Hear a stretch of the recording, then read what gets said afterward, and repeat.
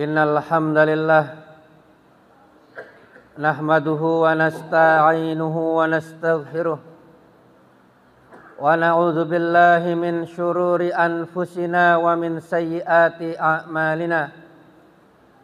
May yahdihillahu fala mudhillalah wa may yudlil fala hadiyalah. Wa asyhadu an la ilaha illallah wahdahu la syarikalah wa asyhadu anna Muhammadan abduhu wa rasuluhu la nabiyya ba'dah. Ya ayyuhalladzina amanu taqullaha haqqa tuqatih wa la tamutunna illa wa antum muslimun. Ya ayyuhan nasu taqu rabbakumul ladzi khalaqakum min nafsin wahidah wa khalaqa minha zawjaha wa bassa minhuma rijalan katsiran wa nisaa'a wattaqullaha alladzi tasaaluna bihi wal arham innallaha kana 'alaikum raqiba. Ya ayyuhalladzina amanu taqullaha wa qulu qawlan sadida yuslih lakum a'malakum wa yaghfir lakum dhunubakum wa may yuti'illaha wa rasulahu faqad faza fawzan azima. Amma ba'du fa inna khairal hadisi kitabullah wa khairul hadyi hadyu Muhammadin sallallahu alaihi wasallam wa syarrul umuri muhdatsatuha wa kullu muhdatsatin bid'ah wa kullu bid'atin dhalalah wa kullu dhalalatin finnar. Kaum muslimin jamaah sidang Jumat yang semoga selalu dirahmati oleh Allah Subhanahu wa taala. Di dalam surat Al-Furqan ayat yang ke-23 Allah Subhanahu wa taala berfirman, wa qadimna ila ma amilu min amalin faja'alnahu haba'am mansura. Dan kami perlihatkan amalan-amalan mereka ketika di dunia. Amalan itu sudah nampak di hadapan mereka di akhirat kelak. Namun tiba-tiba Allah Subhanahu wa ta'ala menjadikan amalan itu yang banyak dan bertumpuk-tumpuk itu menjadi debu yang berterbangan. Allah menjadikan amalan-amalan yang telah dilakukan sia-sia sehingga tidak bisa menjadikan dia masuk ke dalam surga. Sehingga amalan itu sia-sia, tidak bisa menyelamatkan dirinya dari api neraka. Kaum muslimin rahimani wa rahimakumullah, dalam ayat yang mulia ini Allah Subhanahu wa ta'ala menjelaskan akan adanya orang-orang yang ketika di dunia mereka beramal, bahkan capek beramal, amalannya sangat banyak, namun amalan tersebut sama sekali tidak bermanfaat karena tidak diterima oleh Allah Subhanahu wa ta'ala. Padahal di akhirat kita sangat membutuhkan rahmat Allah Subhanahu wa ta'ala. Ketika kita di akhirat kita membutuhkan pertolongan Allah Subhanahu wa ta'ala. Dan yang menjadi sebab Allah Subhanahu wa ta'ala merahmati kita dan menolong kita adalah amalan saleh yang dilakukan ketika di dunia. Namun sebagian manusia adalah orang-orang yang merugi. Dia telah beramal dengan sedemikian banyak namun tidak diterima oleh Allah Subhanahu wa ta'ala. Amalannya sirna sebagaimana debu yang berterbangan, maka tidak bisa menjadikan amalan itu sebagai amalan yang bermanfaat. Amalan tersebut tidak bisa menjadikan dia masuk ke dalam surga. Dan amalan tersebut tidak bisa menyelamatkan dirinya dari siksa Allah Subhanahu wa ta'ala. Namun pertanyaannya kaum muslimin wa rahimani wa rahimakumullah, apa yang menyebabkan amalan tersebut tidak diterima oleh Allah Subhanahu wa ta'ala?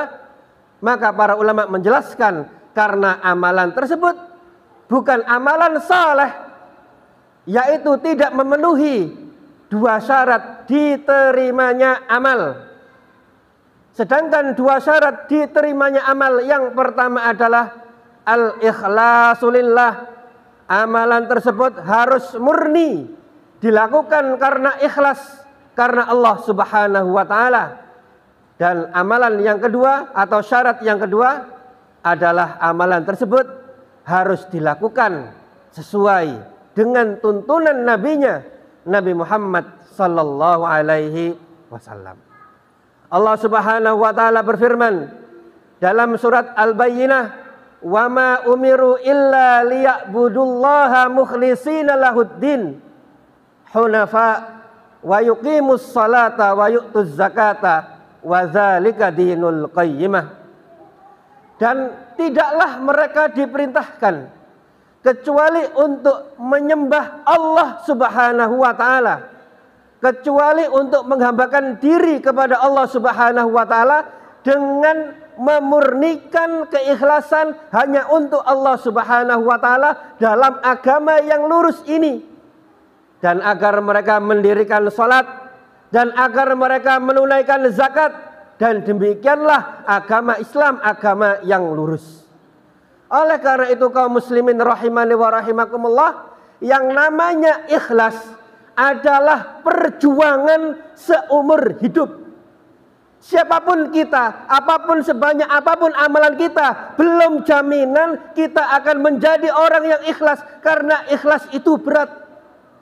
Sampai-sampai seorang tabi'in yang bernama Sufyan Ats-Tsauri mengatakan, "Ma'alajtu alayya asyadda alayya, ma'alajtu syai'an asyadda alayya min niyati li'annahu tataqallabu alayya." Tidaklah pernah aku mengusahakan sesuatu yang lebih berat daripada sesuatu kecuali untuk mempertahankan ikhlas. Karena yang namanya hati manusia itu selalu berbolak-balik kepadaku. Yang namanya al-qalbu itu adalah berarti terbalik. Dan yang namanya al-qalbu adalah tataqallab, dia selalu berbolak-balik. Kadang semangat, kadang malas, kadang suka, kadang benci, kadang ikhlas, dan kadang keikhlasan itu hilang atau berkurang dari seorang hamba. Oleh karena itu kaum muslimin rahimani wa rahimakumullah, siapapun Anda, meskipun Anda adalah seorang kiai, meskipun Anda adalah seorang ustadz, meskipun Anda sudah ngaji puluhan tahun, 11 tahun, maka ingatlah, meskipun Anda sudah demikian, tapi kalau tidak ikhlas, maka amalan itu tidak akan diterima oleh Allah Subhanahu wa taala. Meskipun Anda sudah menghafalkan Al-Quran, meskipun kita sudah menghafalkan hadis Rasulullah Sallallahu Alaihi Wasallam, namun yang namanya ikhlas tetaplah sesuatu kewajiban. Kalau kita sudah banyak beramal sekalipun, sudah bolak-balik umrah sekalipun, kalau pada suatu amal kita tidak ikhlas, maka tidak diterima oleh Allah Subhanahu wa taala. Oleh karena itu kaum muslimin rahimani wa rahimakumullah, yang namanya keikhlasan adalah perjuangan seumur hidup. Yang namanya keikhlasan itu selalu digoda oleh setan agar bagaimana caranya seorang hamba lupa akan keikhlasan. Bisa jadi ketika pertama berdakwah dia ikhlas, namun dengan berlalunya waktu setan menjadikan dia lupa akan keikhlasan. Bisa jadi seorang ketika menuntut ilmu di awalnya dia ikhlas, namun dengan berlalunya waktu dia lupa. Seharusnya dia ikhlas karena Allah Subhanahu wa taala, karena setan selalu menggoda baik sebelum orang itu beramal, ketika orang itu beramal, bahkan setelah orang itu beramal, syaitan selalu menggoda seorang hamba agar amalnya rusak dengan cara merusak keikhlasannya. Oleh karena itu kaum muslimin rahimani wa rahimakumullah, di antara para ulama ada yang menyebutkan bahwasanya dulu para salaf mereka itu sangat takut kalau amalan mereka tidak diterima oleh Allah Subhanahu wa taala. Mereka takut amalan mereka tidak ikhlas, sehingga ada ulama yang menyebutkan dulu para ulama salaf setelah 6 bulan lewat bulan Ramadan, mereka senantiasa berdoa kepada Allah Subhanahu wa taala agar amalan mereka diterima oleh Allah. Karena mereka tidak tahu apakah mereka sudah ikhlas atau tidak. Karena mereka tidak bisa 100% tahu apakah mereka ikhlas kepada Allah atau tidak, dan mereka tidak tahu apakah amalan mereka diterima oleh Allah Subhanahu wa taala. Maka di antara ciri-ciri orang yang ikhlas adalah khawatir amalannya tidak diterima oleh Allah, yang menandakan dia mengharapkan amalannya diterima oleh Allah. Dia sangat menginginkan amalannya diterima oleh Allah Subhanahu wa taala. Maka kita tanya diri kita masing-masing, setelah beramal, adakah harapan itu dalam diri kita? Setelah melewati bulan puasa, adakah harapan dalam diri kita, semoga Allah menerima amalanku? Setelah kita ngaji sekian tahun, adakah harapan dalam diri kita, semoga Allah Subhanahu wa taala memberikan aku pahala? Ataukah setelah beramal kita lupa sama sekali akan harapan kepada Allah Subhanahu wa taala? Oleh karena itu kaum muslimin rahimani wa rahimakumullah, keikhlasan adalah perjuangan seumur hidup. Keikhlasan itu berat. Oleh karena itu Rasulullah Sallallahu Alaihi Wasallam di antara doa yang paling banyak beliau ucapkan adalah ya muqallibal qulub sabbit qalbi ala dinik. Wahai zat yang maha membolak-balikkan hati manusia, tetapkanlah hatiku di atas agamamu. Aku qouli hadza wa astaghfirullah li wa lakum.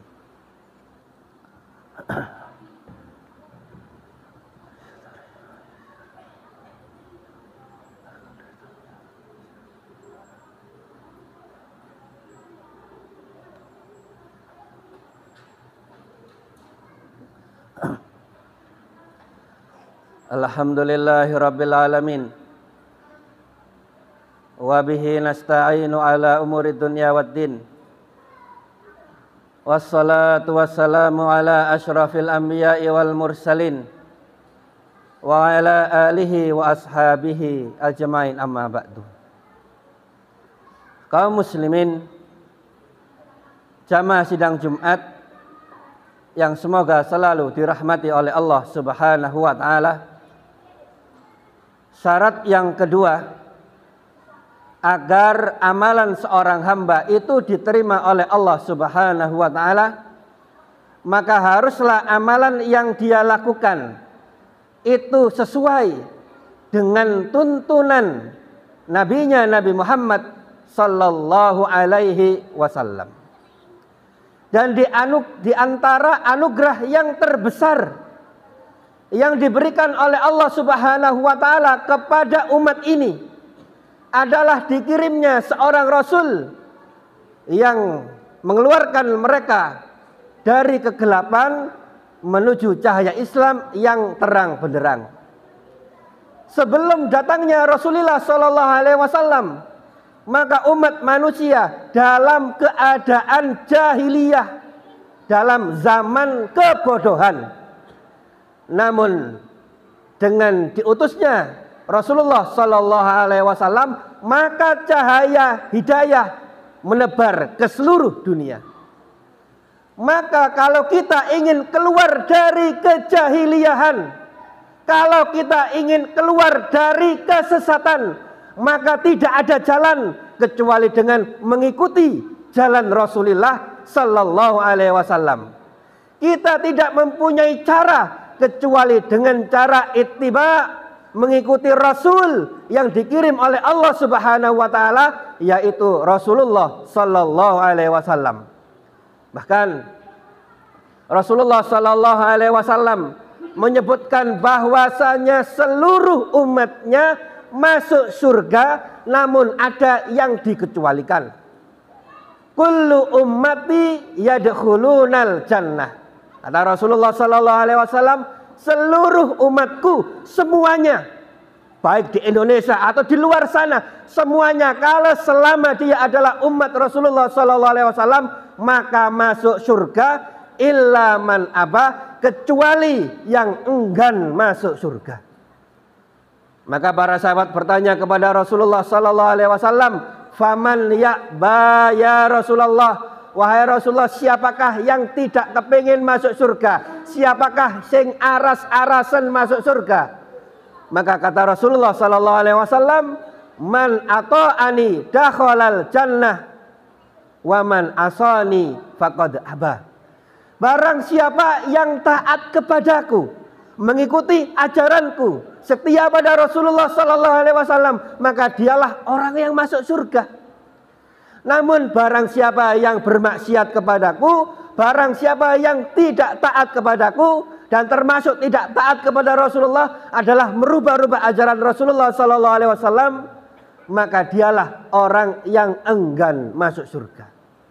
Oleh karena itu kaum muslimin rahimani wa rahimakumullah, di antara kewajiban kita terkait nikmat diutusnya Rasul kepada umat ini adalah dengan mengikuti Rasul tersebut, dan amalan kita tidak akan diterima oleh Allah Subhanahu wa taala kecuali dengan mengikuti Rasul.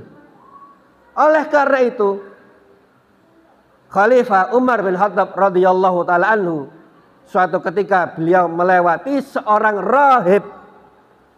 Kemudian Umar bin Khattab meneteskan air matanya. Yang mana seorang rahib atau pendeta zaman dahulu itu begitu giat ibadah, totalitas dalam ibadah, sampai matanya cekung, sampai badannya kurus. Ketika Umar bin Khattab melihat orang itu, beliau menangis. Sehingga ada yang mengatakan, "Wahai Amirul Mukminin, kenapa panjenengan melihat pendeta kok menangis?" Kata Umar bin Khattab, "Aku teringat suatu ayat, amilatun nasibah tasla naron hamiyah." Capek jongker walik beramal, namun hasilnya dibakar di neraka. Maka Umar bin Khattab menangis bukan karena kagum dengan pendeta itu, tapi Umar bin Khattab menangis karena teringat dengan ayat ini akan adanya beberapa orang atau sebagian orang yang mereka capek beramal, siang malam beramal, siang malam beribadah kepada Allah Subhanahu wa taala, tapi amalannya tidak mencocoki sunnah Rasulullah sallallahu alaihi wasallam.